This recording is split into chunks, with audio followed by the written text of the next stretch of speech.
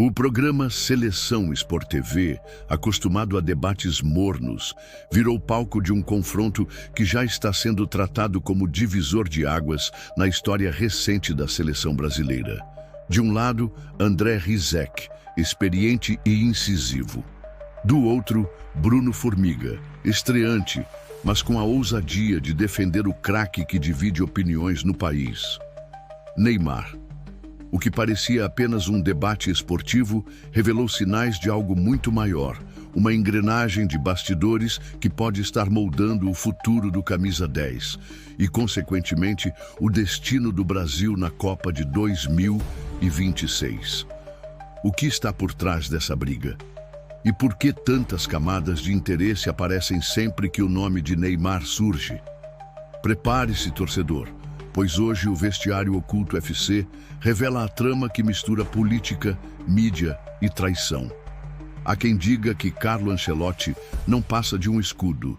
Suas palavras, suas listas de convocados, até suas entrevistas seriam moldadas por diretores que não querem ver Neymar no próximo Mundial. Fontes que circulam nos corredores da CBF garantem que Ancelotti é respeitado no campo, mas fora dele obedece a ordens maiores. É aí que entra André Rizek. Há rumores de que o apresentador age como um porta-voz não oficial desses interesses. Sua fala dura contra Neymar, afirmando que o craque não pegaria na bola contra a Croácia. Não teria sido apenas opinião espontânea, mas um recado cuidadosamente construído. A pergunta que ecoa é simples. Por que tanta insistência em diminuir a imagem do maior jogador brasileiro da última década? Estariam tentando preparar o terreno para sua exclusão definitiva? O que pouco se fala publicamente é o peso dos patrocinadores. Supostos documentos internos indicam que há pressão por nomes mais vendáveis na Europa. Rostos jovens, promissores e com contratos limpos, sem o desgaste de polêmicas. Neymar, para muitos, já não gera o mesmo retorno de marketing. E é nesse cenário que Rizek surge novamente, reforçando a narrativa de que o camisa 10 é um fardo, um passado que não se encaixa no presente. Há quem garanta que essas críticas não são coincidência, mas sim mensagens indiretas. Formiga, ao tentar defendê-lo, teria sido colocado no papel de sacrifício, o comentarista apaixonado que seria engolido para reforçar a versão dominante. A grande dúvida é, quando a mídia começa a repetir um discurso, será que é opinião ou apenas reflexo de ordens invisíveis vindas de cima? Nos bastidores, comenta-se que o próprio Ancelotti já teria sugerido Neymar em relatórios de análise. Ele teria indicado que o camisa 10 poderia ser peça útil em jogos específicos, principalmente pela experiência e pela capacidade de desequilibrar. Mas esses relatórios teriam sido engavetados. Quem decide, de fato, o futuro da seleção? Muitos acreditam que setores internos da CBF simplesmente ignoraram as observações do técnico, apostando que Neymar deve ser esquecido. Ao mesmo tempo, há rumores de que o Sport TV, ciente do impacto do craque na opinião pública, usa sua imagem como combustível para a audiência. Nada gera mais clique, mais debate, mais trending topics do que falar sobre Neymar.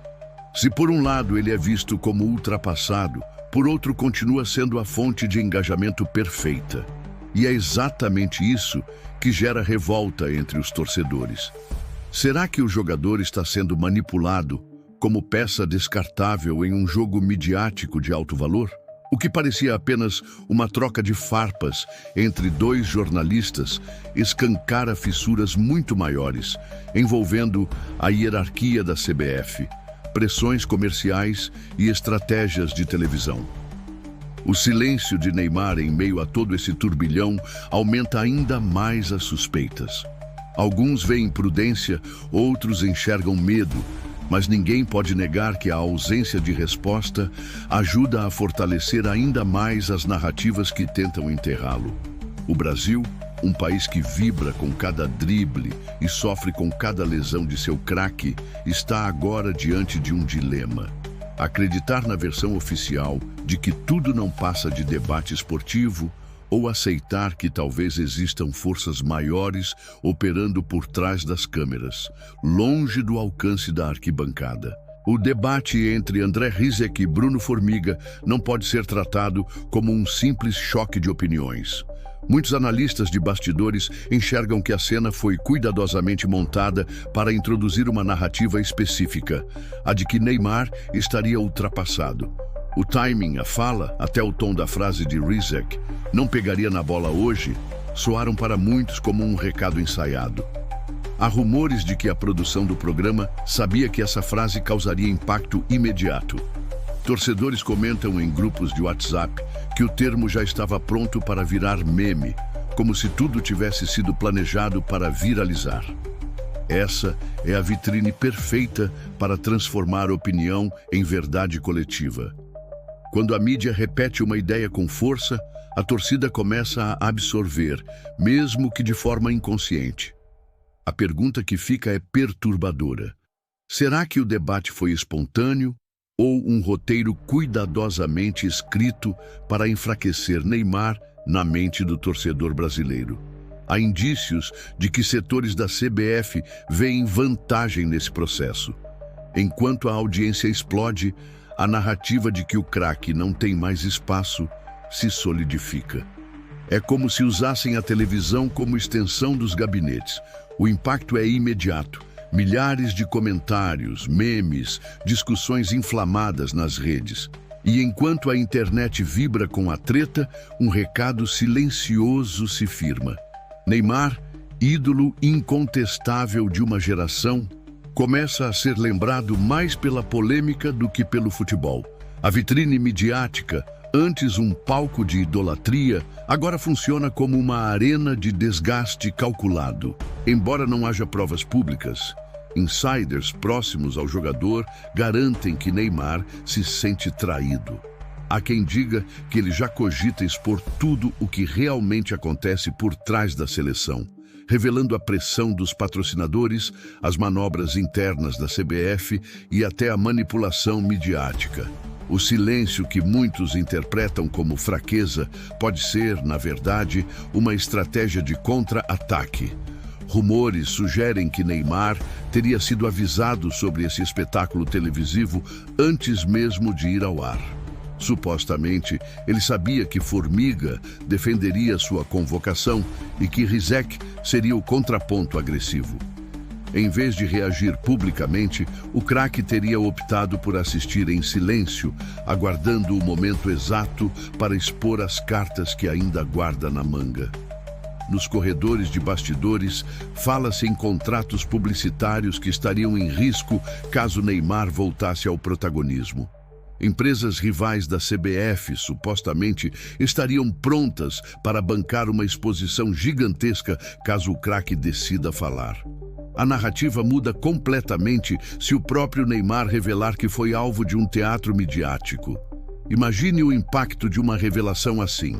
Patrocinadores expostos, diretores desmascarados, comentaristas sendo tratados como peões em um jogo de manipulação.